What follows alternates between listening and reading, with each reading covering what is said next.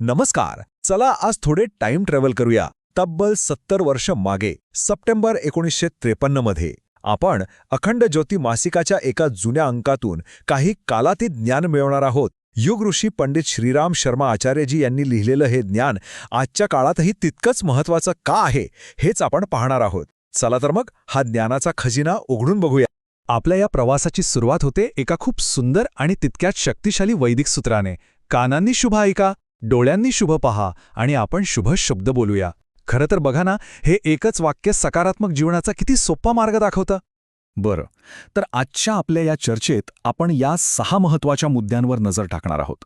भूतकाळातील ज्ञानापासून ते शाश्वत आनंदाचा मार्ग, जीवन जगण्याची कला, सर्व धर्मांची एकता, शुद्धतेसाठी काय करता येईल आणि शेवटी या सगळ्याचा सारांश. हा फक्त अजेंडा नाही, तर एका आंतरिक बदलाच्या प्रवासाचा नकाशा आहे. चला तर मग सुरुवात करूया. चला तर मग आपल्या प्रवासाच्या पहिल्या टप्प्याला सुरुवात करूया. भूतकाळातील ज्ञान. आपण थेट 1953च्या त्या काळात जाऊ आणि समजून घेऊया की अखंड ज्योती मासिकाचं मूळ ध्येय काय होतं, लोकांना आध्यात्मिक मार्गदर्शन कसं मिळत होतं. एक गोष्ट बघा, काळ कितीही बदलला तरी माणसाचा एका गोष्टीचा शोध कधीच थांबत नाही, आणि तो म्हणजे खरं टिकणारं सुख. 1953 सालचं हे प्रकाशन नेमकं याच चिरंतन शोधावर प्रकाश टाकतं आणि आपल्याला एक असा दृष्टिकोन देतं जो खऱ्या सुखाचा मार्ग दाखवू शकतो. आता आपण येतोय या मासिकाच्या अगदी गाभ्याशी, त्याच्या मुख्य तत्वज्ञानाकडे, शाश्वत आनंदाचा मार्ग. यात ना 2 शब्दांमधला फरक खूप सुंदरपणे सांगितला आहे. एक म्हणजे तात्पुरतं सुख आणि दुसरं म्हणजे खरा टिकणारा आनंद. चला तो फरक समजून घेऊया. या मासिकातलं अखंड आनंदाच्या मार्गावर हा लेख एक मूलभूत प्रश्न विचारतो. तो म्हणतो की आपलं बहुतेक दुःख कशामुळे होतं. तर तात्पुरत्या सुखालाच आपण खरा आनंद समजतो, तिथेच आपली चूक होते. आपण इंद्रियांना जे चांगलं वाटतं त्याच्या मागे धावतो, पण हे असं चक्र आहे जे कधीच खरं समाधान देत नाही. मग खरा आनंद आहे तरी कुठे?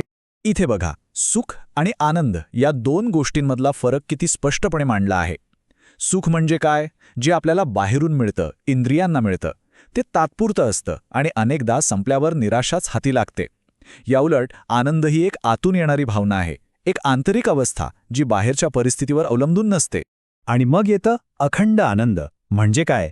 तर ही एक अशी आंतरिक शांतीची अवस्था आहे जी काहीतरी नवीन मिळवून नाही, तर आपल्या आतल्या इच्छा आणि अहंकारावर विजय मिळवून प्राप्त होते.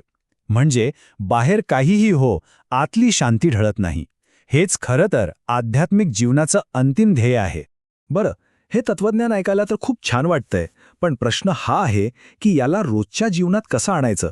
चला तर मग आपल्या 3ऱ्या विभागात वळूया, जीवन जगण्याची कला. यात काही व्यावहारिक गोष्टी सांगितल्या आहेत. या मासिकातील जीवन की कला हा लेख आपल्याला एक प्रकारचा रोडमॅप देतो. आपलं आयुष्य एका उत्कृष्ट कलाकृतीसारखं कसं बनवायचं, ज्यात उद्देश असेल, नियंत्रण असेल, हे यात सांगितलं आहे. आणि यालाच खरी जगण्याची कला म्हटले आहे. ही जीवनकलेची 4 मुख्य सूत्र आहेत. पहिलं, तुमच्या विचारांवर नियंत्रण ठेवा, कारण आपले विचारच आपलं वास्तव घडवतात. दुसरा, तुमच्या आत लपलेली प्रचंड शक्ती म्हणजे आत्मशक्ती ओळखा.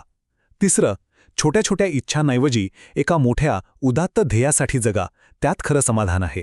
आणि चौथं, आयुष्यात चांगले वाईट प्रसंग येतच राहतात, त्यात आपलं मानसिक संतुलन टिकून ठेवा. बास, हीच आहे खरी जीवनकला. आता आपण वैयक्तिक पातळीवरून थोडं पुढे जाऊन एका व्यापक विचाराकडे वळूया, सर्व धर्मांची एकता. हा विभाग आपल्याला दाखवतो की आपण जरी वेगवेगळे मार्ग अनुसरत असलो तरी सगळ्यांच्या मुळाशी एकच सत्य आहे. या मासिकातील धर्मांची मूलभूत एकता हा लेख एक खूप महत्त्वाची गोष्ट सांगतो. तो म्हणतो की सगळे धर्म वरून वेगवेगळे दिसत असले तरी त्यांचा मूळ संदेश एकच आहे.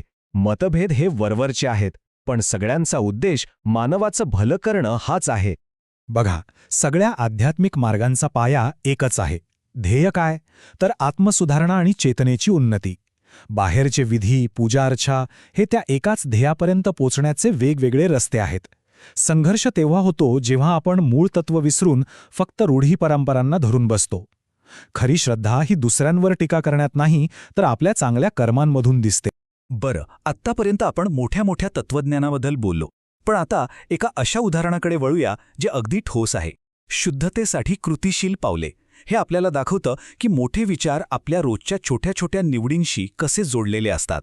हा लेख बघा, तो कोणताही आडपडता न ठेवता एक थेट प्रश्न विचारतो. आपण तंबाखू का सोडत नाही? हा एक साधा प्रश्न वाटेल, पण तो या विषयाला खूप वैयक्तिक आणि महत्त्वाचा बनवतो. इथे बघा, ही तुलना किती स्पष्ट आहे.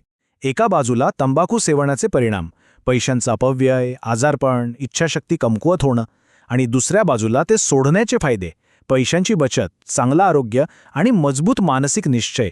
म्हणजे हा मुद्दा फक्त आरोग्याचा नाही, तर तो आर्थिक, मानसिक आणि नैतिक पातळीवरही महत्त्वाचा आहे. निवड आपल्या हातात आहे.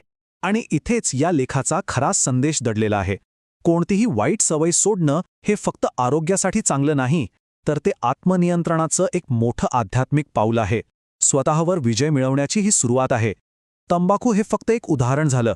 हेच तत्त्व आपल्या प्रत्येक वाईट सवयीला लागू होतं. चला तर मग आपल्या या प्रवासाच्या शेवटच्या टप्प्यात पोहोचलो आहोत. आता आपण या संपूर्ण चर्चेचा सारांश बघूया. 1953 साली लिहिलेलं हे ज्ञान आजच्या धावपळीच्या जीवनासाठी एक कालातीत आराखडा कसा ठरू शकतो ते पाहूया.